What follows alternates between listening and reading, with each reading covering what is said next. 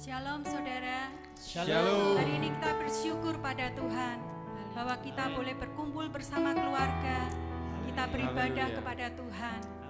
Amin. Kita mengucap syukur di hadapannya untuk segala kebaikannya, untuk segala pemeliharaannya dan perlindungan Tuhan yang sempurna bagi saudara dan saya.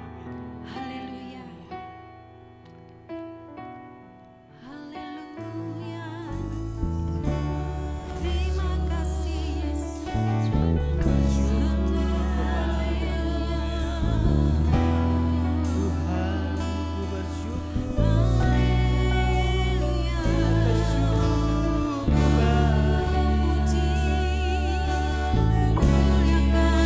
Sangat baik.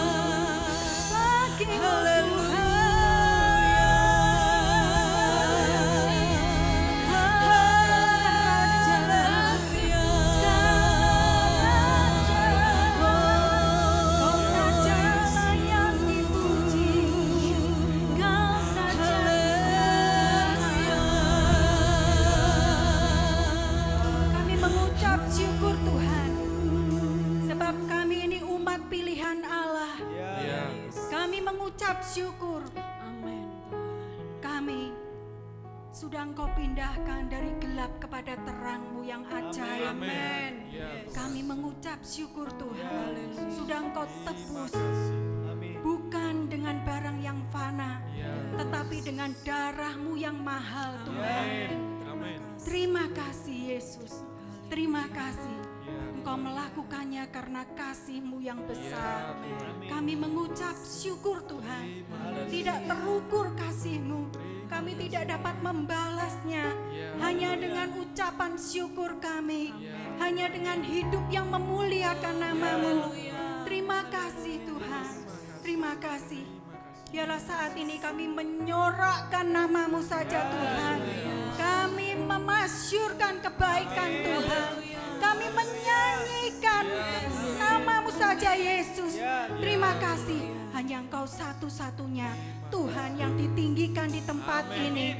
Semua yang mengasihi Tuhan katakan amin. Haleluya.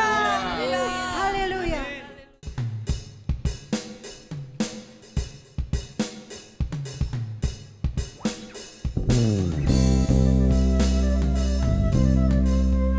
Kami bersyukur kami adalah umat yang telah ditebus dengan darah-Mu yang kudus. Haleluya.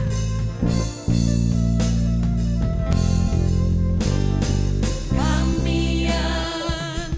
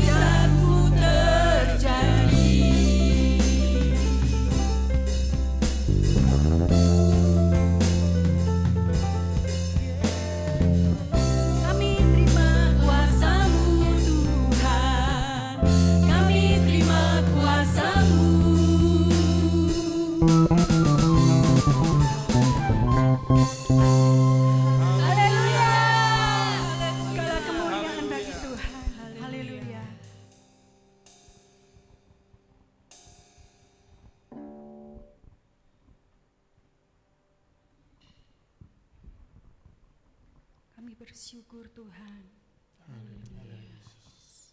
Kami bersyukur sebab kasih-Mu besar bagi kami, Yesus.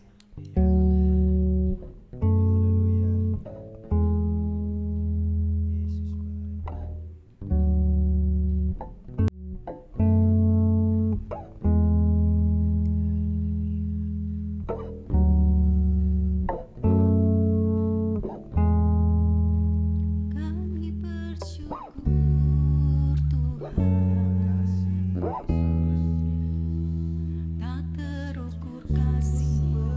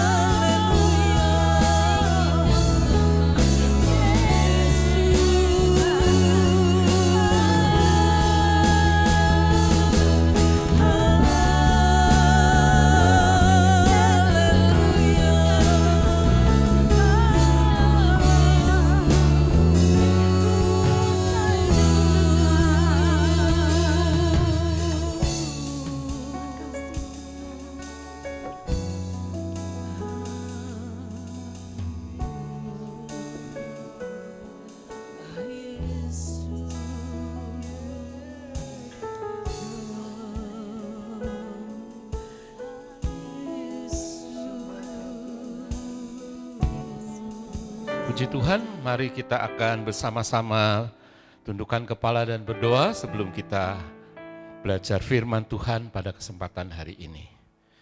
Bapa, di dalam nama Tuhan Yesus, sungguh kami bersyukur, hati kami bersyukur kepada Engkau, karena berulang-ulang kali kami boleh merasakan kasih karunia-Mu.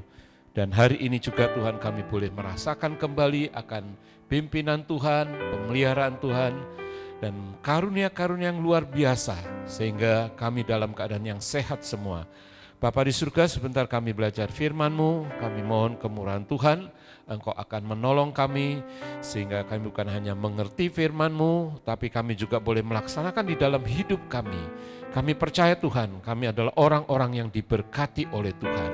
Di dalam nama Tuhan Yesus Kristus, kami mengucap syukur dan berdoa. Semua kita yang siap mendengar firman Tuhan berkata, amin. Amin.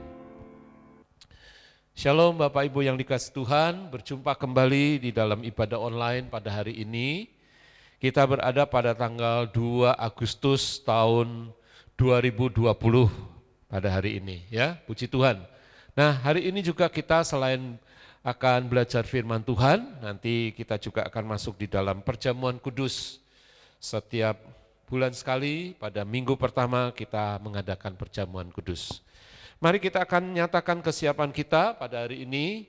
Sebelum kita belajar firman Tuhan, saya undang kita berdiri bersama-sama dan mengangkat Alkitab kita. Mari kita nyatakan bersama-sama, 1, 2, 3. Ini Alkitabku, aku adalah seperti yang dikatakannya, aku memiliki apa yang dikatakannya, aku sanggup melakukan apapun yang dikatakannya. Hari ini aku akan diajarkan firman Tuhan, aku mengaku dengan yakin bahwa hatiku siap dan pikiranku menerima. Aku tidak akan pernah menjadi sama lagi. Aku adalah gereja yang hidup dan berbuah. Di dalam nama Tuhan Yesus, amin. Silakan duduk kembali. Puji Tuhan. Hari ini kita akan berbicara mengenai sebuah pilihan. Ya, saya beri judul memilih beribadah kepada Tuhan. Ada sebuah ayat yang tertulis di dalam kitab Yosua pasal yang ke-24 ayat yang ke-15. Kitab Yosua pasal yang ke-24 ayat yang ke-15. Mari kita membacanya bersama-sama ayat pokok kita atau ayat pembahasan kita hari ini. 1, 2, 3. Tetapi jika kamu anggap tidak baik untuk beribadah kepada Tuhan, pilihlah pada hari ini kepada siapa kamu akan beribadah.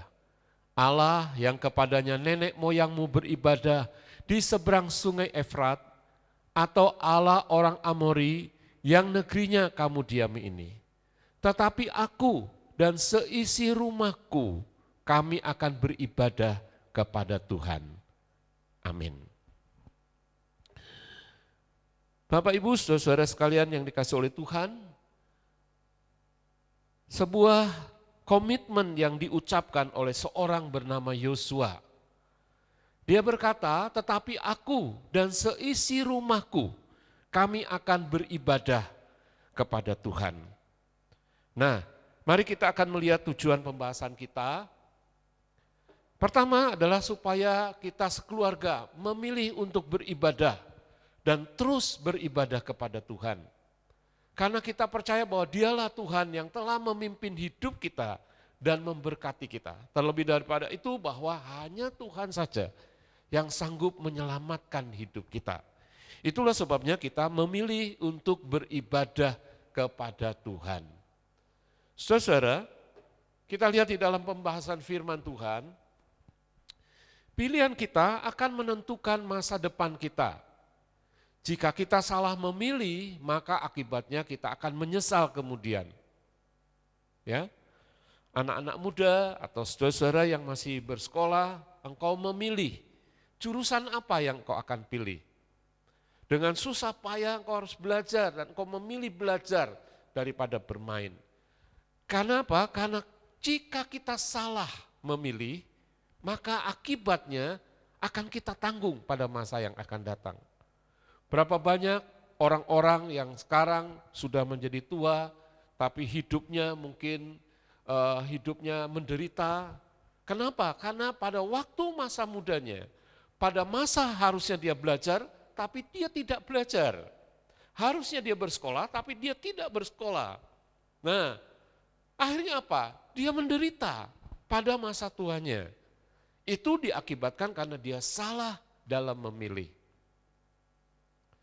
Saudara yang dikasih Tuhan, ada satu hal lagi yang jika kita salah memilih, akibatnya bukan hanya menderita di bumi ini, kita akan menderita di alam yang akan datang, di alam yang kekal, yaitu jikalau kita salah dalam memilih beribadah. Nah, karena itu ketika Yosua berhadapan dengan orang-orang Israel, yang pada waktu itu Yosua merasa bahwa umurnya sudah cukup, dia akan meninggalkan orang Israel secara selama-lamanya. Dia tahu itu bahwa usianya sudah sampai pada satu titik di mana dia tidak bisa lagi memimpin orang Israel. Maka dia mengumpulkan para tua-tua dan dia berkata kepada mereka, pada hari ini pilihlah kepada siapa kamu mau beribadah. Apakah kepada ilah-ilah yang dimana orang-orang tuamu dulu, nenek moyangmu beribadah kepada ilah-ilah yang sebetulnya bukan Tuhan di seberang sungai Efrat, atau di tempat di mana kamu diam sekarang, satu negeri yang sudah mereka tempati, di mana dulu para penduduknya menyembah kepada ilah-ilah yang lain bukan kepada Tuhan. Antara lain dikatakan orang Amori. Ya, apakah kamu akan menyembah kepada itu? Pilih pada hari ini. Tapi aku dan seisi keluargaku, kami akan beribadah kepada Tuhan. Nah, saudara-saudara yang dikasih Tuhan, kata ibadah kepada Tuhan itu berarti mengabdi atau berbakti. Ya. Atau juga kata lain daripada beribadah adalah melayani. Melayani seperti seorang hamba. Jadi waktu kita datang kepada Tuhan, bukan kita yang menjadi Tuhan, tapi Tuhanlah yang menjadi Tuhan kita. Kita adalah hamba-hambanya. Itulah sebabnya pada waktu kita datang kepada Tuhan, kita tidak boleh menyombongkan diri kita dan menepuk dada kita dan berkata, Tuhan aku sudah melakukan ini dan itu. Tidak, saudara. Tapi kita datang sebagai seorang hamba yang melayani, yang mengabdi kepada Tuhan kita. Dan Tuhan itu adalah Tuhan kita. Dan saya percaya bahwa pilihan yang dilakukan oleh Yosua bukanlah pilihan yang tanpa sebab. Bukan pilihan yang tanpa alasan. Tapi apa yang dilakukan oleh Yosua adalah suatu keputusan berdasarkan pengalaman. Bagaimana dia merasakan pimpinan Tuhan ketika orang Israel dipimpin oleh Tuhan keluar dari negeri Mesir. Kemudian bagaimana orang Israel berada di padang gurun selama 40 tahun. Tuhan memberkati mereka, Tuhan melindungi mereka. Dan sebuah perjalanan yang bukan perjalanan yang mudah, perjalanan yang sukar. Tapi di tengah-tengah kesukaran itu Yosua dengan mata kepalanya sendiri melihat bagaimana tangan Tuhan menyertai orang-orang Israel. Pada waktu mereka tidak ada air, Tuhan membelah bukit batu dan keluar air. Pada waktu mereka membutuhkan makanan, setiap pagi Tuhan mengirim roti mana. Pada waktu mereka kepingin, ya sekali-sekali kami makan daging, Tuhan mengirim burung puyuh datang kepada mereka dan lain sebagainya. Bahkan Tuhan melalukan mereka dari segala malapetaka.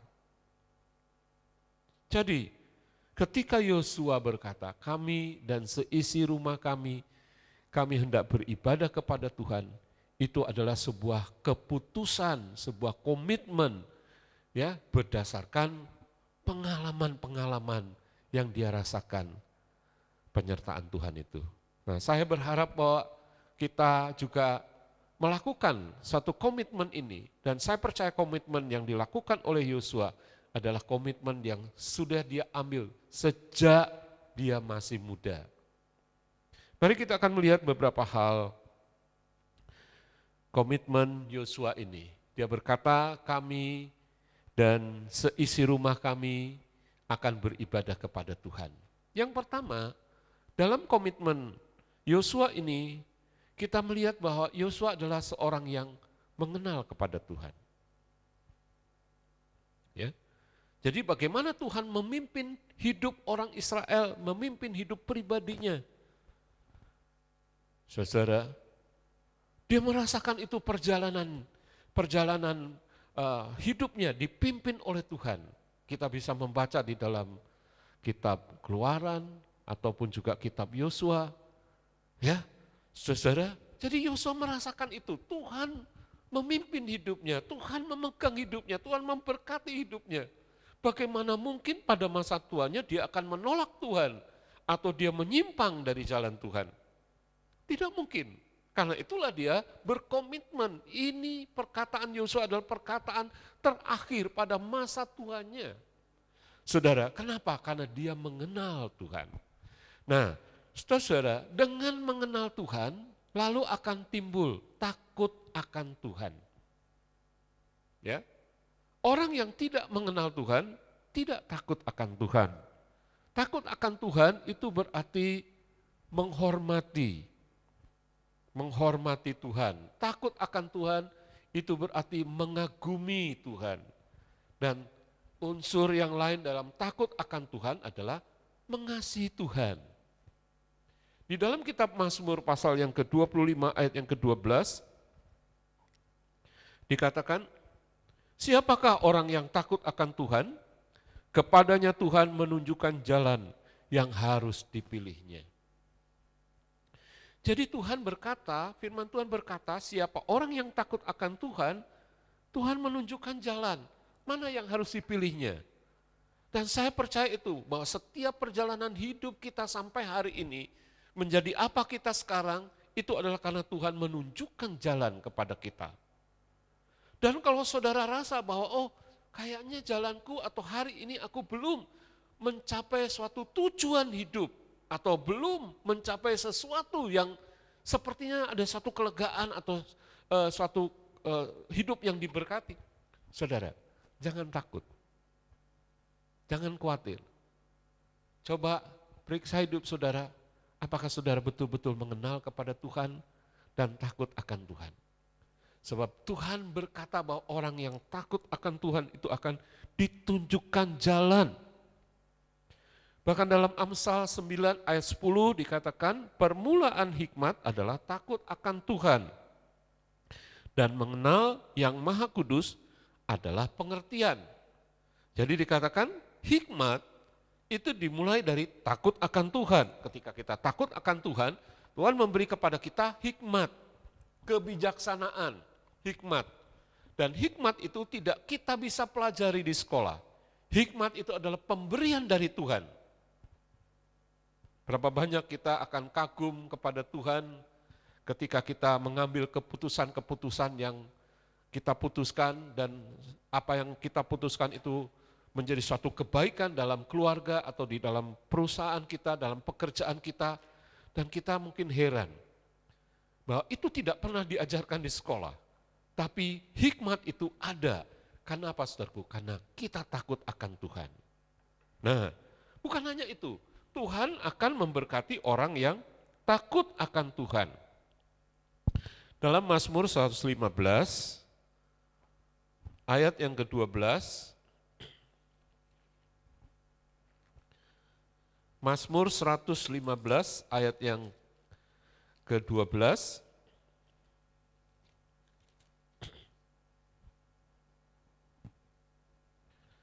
dan ayat yang ke-13, Mazmur 115 ayat 12-13, Tuhan mengingat kita, Ia memberkati kaum Israel, memberkati kaum Harun, memberkati orang-orang yang takut akan Tuhan, baik yang kecil maupun yang besar. Ya, saudara-saudaraku, dan ayat 15 dikatakan, diberkatilah kamu oleh Tuhan yang menjadikan langit dan bumi. Bukankah ini luar biasa saudara-saudara? Jadi kalau kita takut akan Tuhan, yang dimulai dari mengenal kepada Tuhan, Maka Tuhan berjanji bahwa Dia akan memberkati kita. Tuhan yang menciptakan langit dan bumi, Dialah yang memberkati kita. Bukankah itu saudara yang kita rindukan di dalam hidup kita, bahwa hidup kita ini diberkati oleh Tuhan. Haleluya. Mari kita akan melihat bagian yang kedua. Saudara, bagian yang kedua adalah percaya kepada Tuhan. Dari mengenal Tuhan, bahwa Tuhan yang kita kenal adalah Tuhan yang berkuasa menciptakan langit dan bumi. Dia berkuasa atas alam semesta ini. Bahkan Dia berkuasa atas hidup kita, memimpin jalan kita. Lalu saudaraku, dari mengenal Tuhan ini timbul percaya. Percaya ini artinya iman. Nah, saudara-saudaraku, iman yang seperti apa yang Tuhan inginkan ada di dalam hidup kita. Seringkali orang berbicara mengenai iman, mengenai percaya. Pokoknya aku percaya, pokoknya aku beriman kepada Tuhan. Tapi dari 4 hal yang akan saya sampaikan kepada saudara mengenai iman, di manakah level iman saudara? Ya, jadi iman kita itu ada tingkatannya saudara-saudara ya. Yang pertama, iman yang melompat dalam gelap. Iman yang melompat dalam gelap. Yang kedua, iman akali. Yang ketiga, iman yang sementara. Dan yang keempat adalah iman yang menyelamatkan. Mari kita lihat satu persatu. Apa yang dimaksud dengan iman yang melompat dalam gelap? Iman yang melompat dalam gelap adalah iman kepada Tuhan, tapi sebetulnya kita tidak tahu siapa Tuhan, siapa yang kita percayai. Nah, biasanya saudara-saudara, ini terjadi di dalam keluarga-keluarga kita. Siapa yang disembah oleh orang tua kita, atau apa yang diimani oleh orang tua kita, itu diimani oleh anak-anaknya. Misalnya, kalau saya ini lahir dari keluarga Kristen, ya. Nah, secara otomatis saya menjadi orang Kristen. Dan saudara-saudaraku, itu sebetulnya iman yang melompat dalam gelap. Artinya apa saudara? Saya tidak tahu siapa yang saya percayai atau mengapa saya harus percaya. Nah, banyak di antara kita, saudara-saudaraku, mempunyai iman yang seperti ini. Dan iman seperti ini adalah iman yang tidak menyelamatkan. Kenapa saudaraku? Karena ini melompat dalam gelap. Seperti orang kalau ditanya, di sana ada jurang, kamu berani tidak lompat? Oh berani. Kenapa kamu berani? Ya pokoknya berani. Nah, pokoknya beriman. Pokoknya aku percaya, pokoknya aku beriman. Ini melompat dalam gelap. Dia tidak tahu apa yang terjadi atau apa yang ada di bawah di sana, dia tidak peduli itu. Saudara, berapa banyak di antara kita beriman kepada Tuhan, tapi bukan berdasarkan dari hati kita, tapi dari keturunan kita. Ya. Nah, kemudian saudaraku yang kedua, iman akali. Iman yang hanya di akal saja. Apa itu iman akali? Ya, kita percaya karena kita sudah membaca atau mungkin sudah mendengar. Kalau kita sebagai orang Kristen, kita percaya bahwa Yesus lahir melalui Maria dengan sebuah tanda ajaib, ya. Bagaimana Maria hamil bukan dari Yusuf, dari seorang pria, tapi dia hamil dari Roh Kudus. Kita, saudaraku, mendengar cerita itu. Kemudian kita percaya atau kita membaca tentang mujizat-mujizat Yesus, bagaimana Yesus meneduhkan angin, badai di laut Galilea, atau Yesus menyembuhkan orang, atau bahkan membangkitkan orang mati. Kita sudah membaca ceritanya. Atau kita mungkin percaya juga kepada Yesus yang sudah dikorbankan, ya, dan bahkan mati, bangkit pada hari yang ketiga.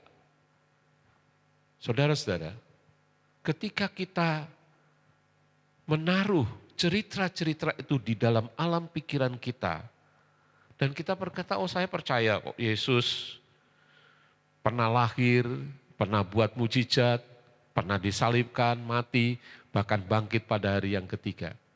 Tapi kalau iman kita itu hanya iman secara akali saja, yang berarti kita percaya bahwa itu ada di dalam sejarah. Sama halnya kalau kita berkata begini, misalnya di Jawa Tengah ini zaman dulu ada seorang pahlawan yang namanya Pangeran Diponegoro. Kita membaca itu, ya, kita tahu itu ada pahlawan yang namanya Pangeran Diponegoro. Bahkan mungkin kita berkata sekarang menjadi simbol di Jawa Tengah pahlawan ini. Saudara-saudara, kalau kita percaya kepada Tuhan hanya berdasarkan cerita-cerita atau menaruh cerita-cerita itu di dalam pikiran kita, di dalam akal kita, dan hanya sebagai pengetahuan saja, maka itu namanya iman akali. Ya, dan itu tidak menyelamatkan kita. Kemudian saudaraku ada iman yang sementara. Apa itu iman yang sementara? Iman yang sementara adalah kita mungkin sudah percaya kepada Tuhan dan kemudian kita berdoa kepada Tuhan. Kita berdoa untuk pekerjaan, kalau sudah selesai sekolah, sudah berdoa untuk pekerjaan, saudara berdoa untuk rumah, saudara berdoa untuk kendaraan, bahkan mungkin yang masih jomblo sudah berdoa untuk pasangan hidup. Ya. Tapi kita berdoa hanya untuk hal-hal yang sementara, pekerjaan, rumah, kendaraan, pasangan hidup, dan lain sebagainya, itu adalah hal-hal yang sementara. Dan kita berdoa untuk hal-hal itu. Ya, boleh enggak? Boleh berdoa untuk hal-hal itu. Tetapi itu hanya iman yang sementara. Jadi bagaimana kita harus beriman kepada Tuhan? Kita harus memiliki iman yang menyelamatkan. Apa itu iman yang menyelamatkan? Iman yang menyelamatkan adalah iman yang mengenal dan mengandalkan Yesus saja sebagai Tuhan dan Juru Selamat untuk memperoleh hidup yang kekal.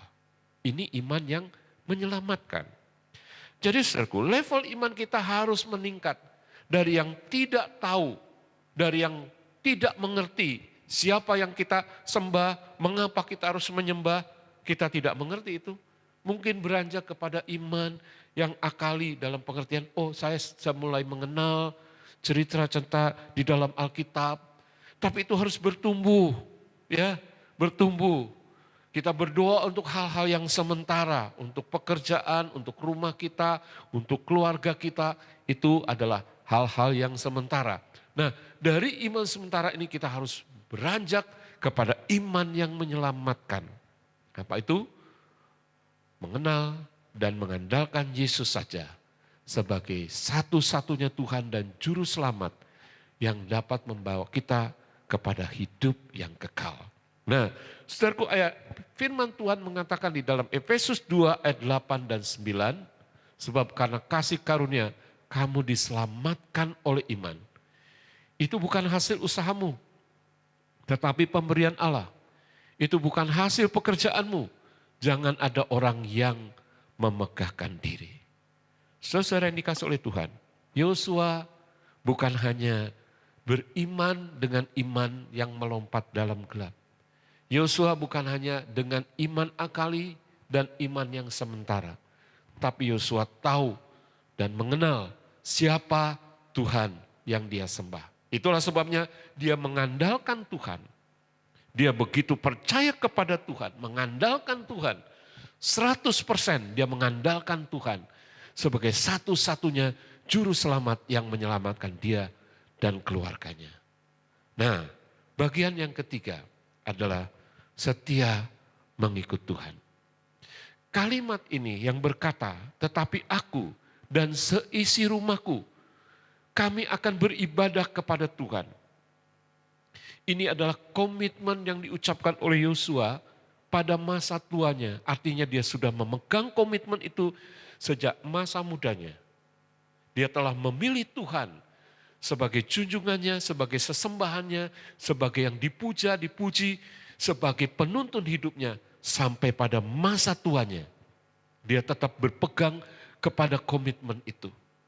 Saudara-saudaraku, komitmen ini menunjukkan bagaimana setianya Yosua. Tapi komitmen ini juga adalah sebagai suatu bukti bahwa Yosua ingin supaya seisi keluarganya mengenal kepada Tuhan. Dia berjuang untuk seisi keluarganya. Dia ingin supaya seisi keluarganya juga mengenal kepada Tuhan dan diselamatkan. Karena tidak ada juru selamat lain selain daripada Tuhan, pencipta langit dan bumi. Nah, saudara-saudara yang dikasihi oleh Tuhan, sebagai penerapan, marilah kita ajak keluarga kita untuk mengenal Tuhan dan memiliki iman yang menyelamatkan. Saya rindu bahwa setiap kita bukan hanya punya iman yang tanpa dasar, ya, tapi iman yang menyelamatkan, yaitu mengenal Yesus satu-satunya juru selamat dan mengandalkan Dia saja untuk mendapat hidup yang kekal.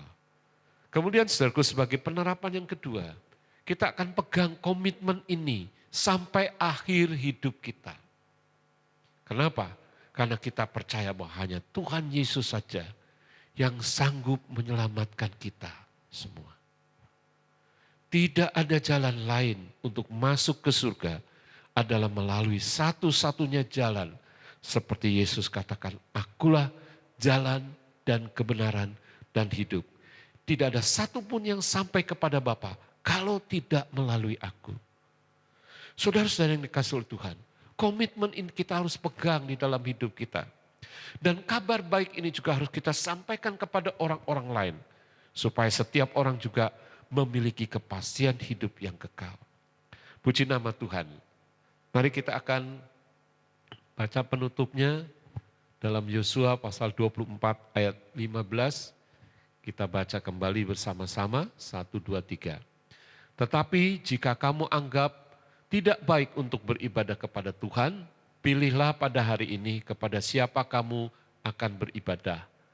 Allah yang kepadanya nenek moyangmu beribadah di seberang sungai Efrat, atau Allah orang Amori yang negerinya kamu diami ini.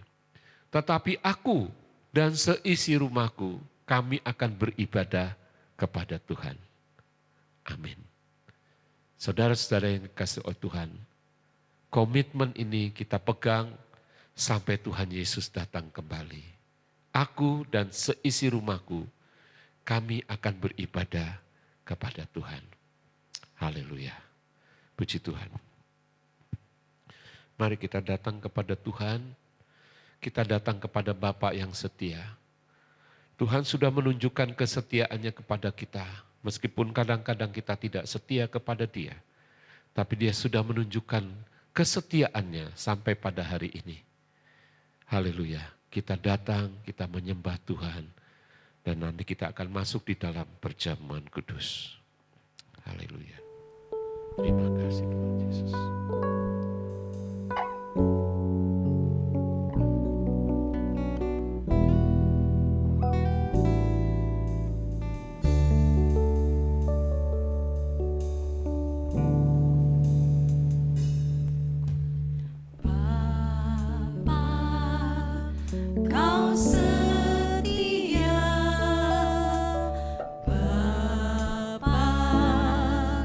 Kau mulia.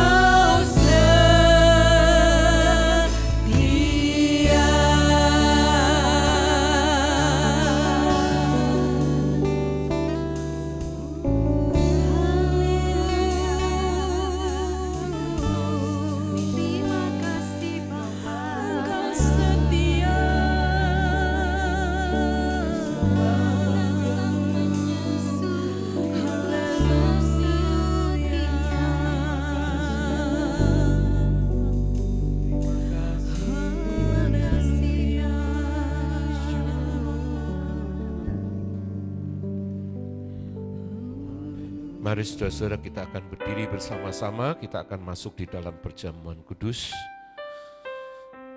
Haleluya, haleluya.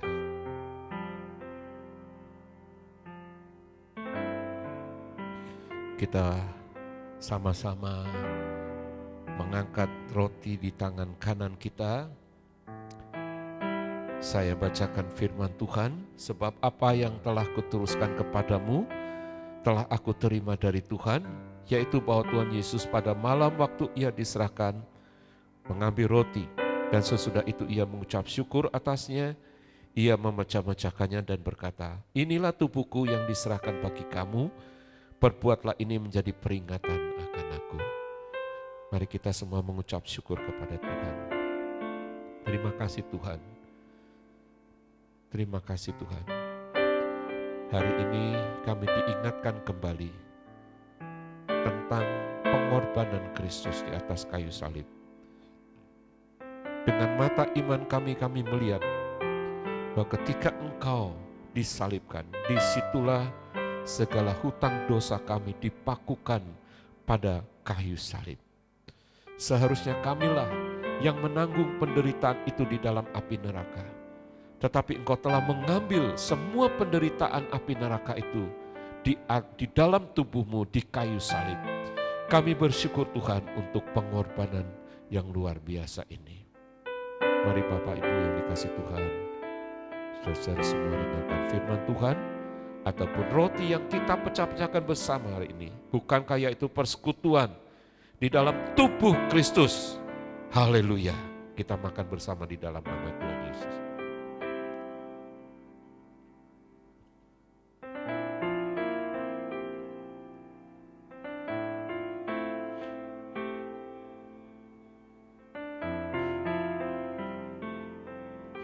Kita akan mengangkat cawan di tangan kanan kita.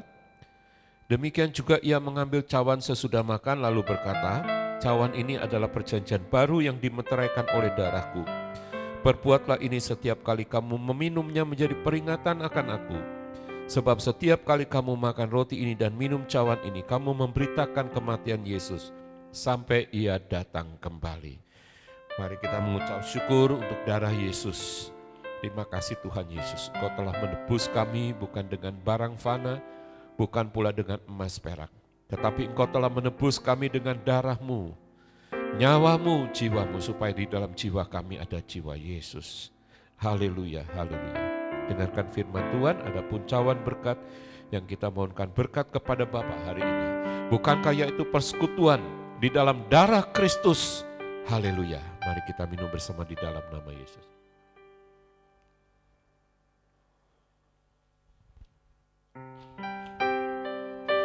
Kita tundukkan kepala berdoa. Terima kasih, syukur kepadamu Tuhan, syukur kepadamu Tuhan. Engkau sudah berkorban demikian luar biasanya bagi kami. Biarlah setiap kami diingatkan terus akan pengorbanan ini Tuhan. Terima kasih Bapa di surga, dan hari ini kami berdoa untuk setiap kami Tuhan, setiap keluarga kami. Kami percayakan hidup kami di dalam tangan kasih karunia-Mu Tuhan. Juga kami mau berkomitmen untuk kami tetap beribadah kepada Engkau, apapun yang terjadi di dalam hidup kami. Karena kami tahu Tuhan bahwa hanya Engkau satu-satunya Tuhan yang sanggup membawa kami kepada hidup yang kekal. Dan Engkau juga yang sanggup memberkati keluarga demi keluarga. Karena itu Tuhan, kami serahkan setiap keluarga di dalam tangan kasih karunia Tuhan. Baik yang mereka harus bekerja keluar dari rumah, maupun mereka yang bekerja di rumah. Tuhan akan tolong setiap pekerjaan kami diberkati Tuhan. Dan setiap kami yang harus keluar dari rumah juga dilindungi oleh tangan-Mu yang maha kuasa. Sehingga tidak ada sakit penyakit yang menimpa kepada kami. Tutup bungkus kami dengan kuasa darah Yesus. Kami berdoa juga untuk setiap ibu rumah tangga diberkati oleh Tuhan. Kami berdoa juga untuk setiap anak-anak remaja, mereka yang sudah kuliah ataupun mereka yang masih bersekolah Tuhan. Kami minta Tuhan Engkau memberkati anak-anak kami sehingga mereka dapat belajar dengan baik meskipun harus belajar di rumah. Tuhan memberikan kecerdasan Daniel kepada anak-anak kami sehingga mereka akan lebih cerdas dari orang kebanyakan. Terima kasih Bapa di surga, kami mengucap syukur kepadamu. Di dalam nama Tuhan Yesus Kristus, kami juga berdoa untuk bangsa kami, negara kami Indonesia, dan secara khusus kami berdoa untuk kota kami Semarang. Tuhan juga memberikan kebijaksanaan untuk setiap pemerintah kota Semarang, bahkan untuk setiap warga kota Semarang Tuhan, supaya kami mengikuti aturan daripada pemerintah ini, sehingga Tuhan COVID-19 ini akan segera berlalu dari kota kami Semarang, dari Jawa Tengah, bahkan dari Indonesia. Terima kasih Bapa Surga.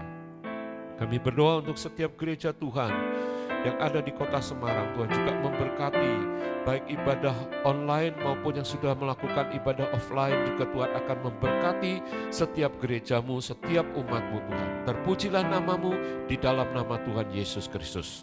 Semua kita yang percaya dan mengasihi Tuhan berkata, amin, amin. Tuhan memberkati kita semua saudara-saudara. Haleluya. Baik Bapak Ibu yang dikasihi Tuhan, kita dapat memberikan persembahan kita, baik persembahan yang nanti saudara kumpulkan di rumah masing-masing dan yang akan disampaikan kepada ketua PKS ataupun melalui account bank ya. Tuhan memberkati Bapak Ibu saudara semua. Kemudian juga untuk persembahan yang untuk keperluan alat-alat musik maupun alat-alat recording, Bapak Ibu juga dapat mempersembahkannya dengan sukacita ya. Saya percaya Tuhan memberkati kita semua. Hari Kamis ada doa multiplikasi. Bapak Ibu, mari kita mengajak keluarga kita bersama-sama untuk berdoa ya. Kemudian Jumat komsel juga kita ajak komsel ya, baik komsel dewasa maupun remaja. Kita ajak mereka untuk bersama-sama sharing firman Tuhan, saling mendoakan dan saling menguatkan satu dengan yang lain. Kemudian saudara, untuk minggu depan kita masih tetap beribadah secara online.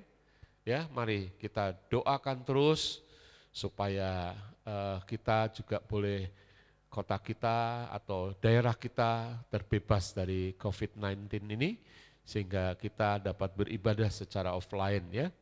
Kita masih terus berdoa untuk hal ini. Saya kira tidak ada pengumuman-pengumuman lain. Mari kita akan mengakhiri ibadah kita. Saya undang kita berdiri bersama-sama untuk berdoa kepada Tuhan.